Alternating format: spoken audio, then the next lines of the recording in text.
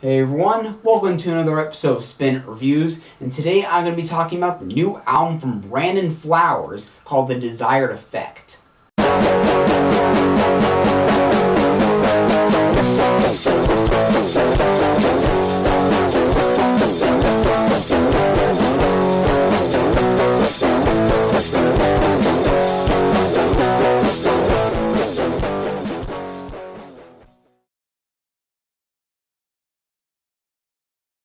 Brandon Flowers, of course, is best known as the frontman of the seminal 2000s pop rock band The Killers, and this is his second solo outing following 2010's Flamingo and the 2012 Killers album Battleborn.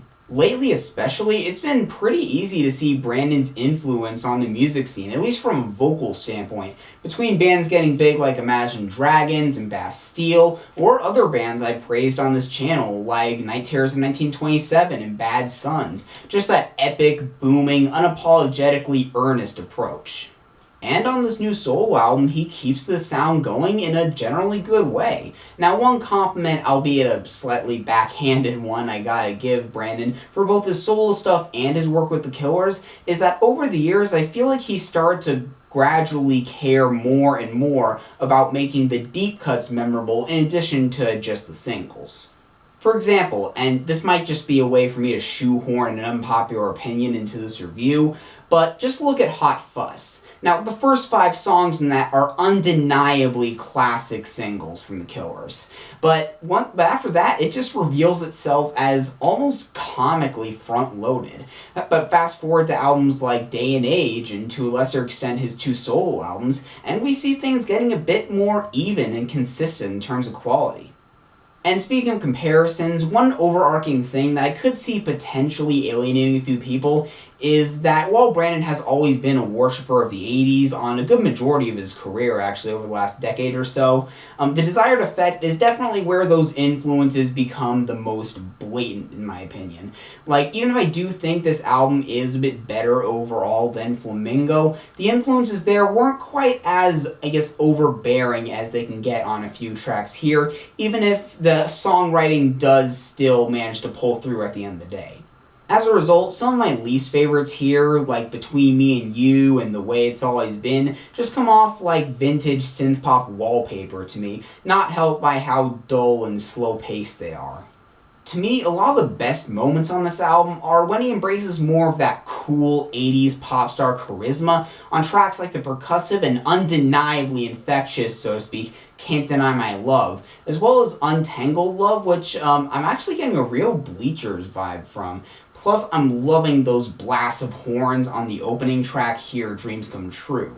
Lyrically, like with a lot of Brandon stuff, there is a corny line here and there, even on otherwise really enjoyable tracks like Still Want You and I Can Change, but given I generally don't go to Brandon stuff for mind-blowingly inventive lyrics, it's something I find relatively easy to overlook a good majority of the time. Besides, there are a few tracks where I do have to commend him in this department. Like, I like the sort of wordy and confessional approach on Dreams Come True that, in a way, actually subverts that otherwise cliche phrase when you look at the context of the first verse. Then there's Never Get You Right, which actually has the distinction of being a modern motivational pop song that doesn't come off lazy and pandering, which always gets points from me. And even if Lonely Town can feel a little run-of-the-mill musically, albeit with some pretty catchy melodies, the increasingly and self-awarely stalkerish lyrics are both deceptively creepy and kind of funny the more I think about it. Brandon said in an interview that this is basically his take on the Police's classic single Every Breath You Take, and listening to it closely, it's pretty clear to see that influence, and I think he pulled it off. Rounding this out, if I had to point to one song here that's just flat out terrible to me, it'd be Diggin Up the Heart, which tries way too hard to be this 80s rockabilly fusion thing like some bad outtake from Born in the USA, coming from a big Bruce Springsteen fan, or even some knockoff of Vampire Weekend's Diane Young, and either way, it just falls flat on its face in the process. But aside from that, all things considered, The Desired Effect is a solid 80s revivalist pop album from a guy that's definitely shown that he's a pro at this kind of thing, and I'm going to give it a 7.5 overall. So if you guys have heard this album, what do you think about it? Do you agree with what I just say? Do you disagree? Have any feedback about the channel in general? Let me know in the comments down below. Oh, and a couple more things before I end this video. So when I bought this CD from the record store, I just so happened to get this poster with it. And given my room is already full of posters and the few spaces I have left, I'd want to put on ones that I like more than this one. I figured I'd give this one away to one of you guys. So basically what you want to do is share this review around on various social networks, on your personal accounts, on your pages, just whatever really. Maybe even share it with Brandon himself. I don't know. And by the end of this week, whoever sends me the links to the most posts of you sharing this on the internet and stuff, you will get this poster. And if it's a tie, then I'll just choose at random. Keep in mind that this is pretty much limited to the US just because of shipping costs. But if you're interested in this poster and fit within those limitations, then go ahead.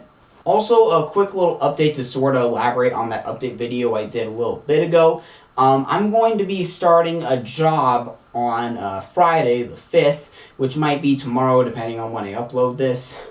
Which basically means that my video count is going to drastically drop over the next month or so until around early to mid-July.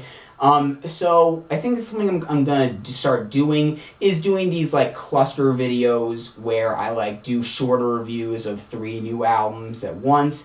It'll be elaborated on later, but I just kind of wanted to let you guys know for what my general future plans are for this channel. So for you guys just tuning in now, like the Facebook page in the description for updates like the kind I'm giving in video form here, and hopefully I'll see you in the next episode of Spinner Reviews.